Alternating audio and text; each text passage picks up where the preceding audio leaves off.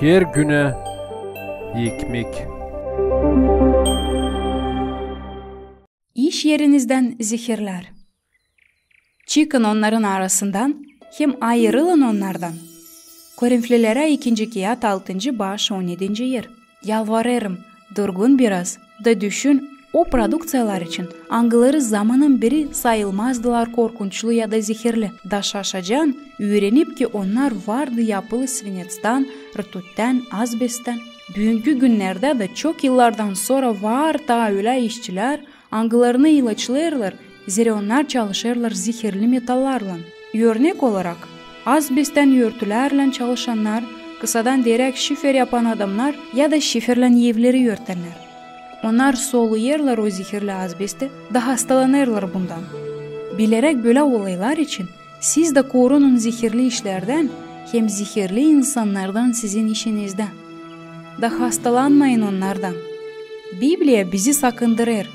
Çıkın onların arasından, ayrılın onlardan, der Allah. Dokunmayın ona ne var kirli. Allah demir ayrılarsınız hepsi işçilerden, işinizde. Hem elbet ki demir ki sen hodulanarsın kendi inancılığınla hem paklığınla.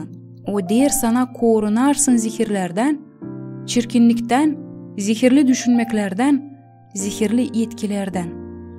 Kim var onlar angıları oluşturur zehirlilik senin işinde.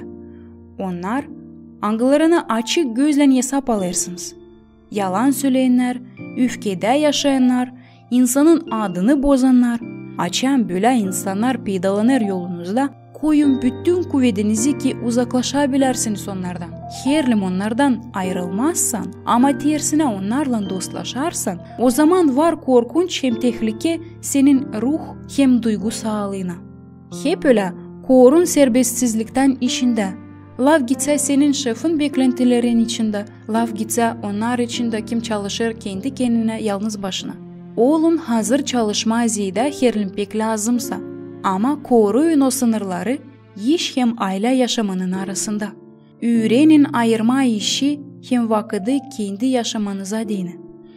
Herlim ayırmazsan vakit dinlenme dini, hem ruhunu doldurma dini, o zaman yetişeceğiniz kuvvetsizliğe hem bundan gelecek bir çıkış ki satana pek kolay düşürecek sizi yere.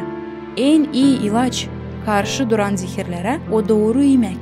Talaf ederek ruh imeniz için o yemek lazım olsun yapılı duadan, Ayoskiya'da okumaktan, hem laf etmekten inancı insanlarla angıları kavileyecek inanını hem paylaşacaklar gerginliklerinden. Bu sana Allah'tan bir nasihat bugüne değin.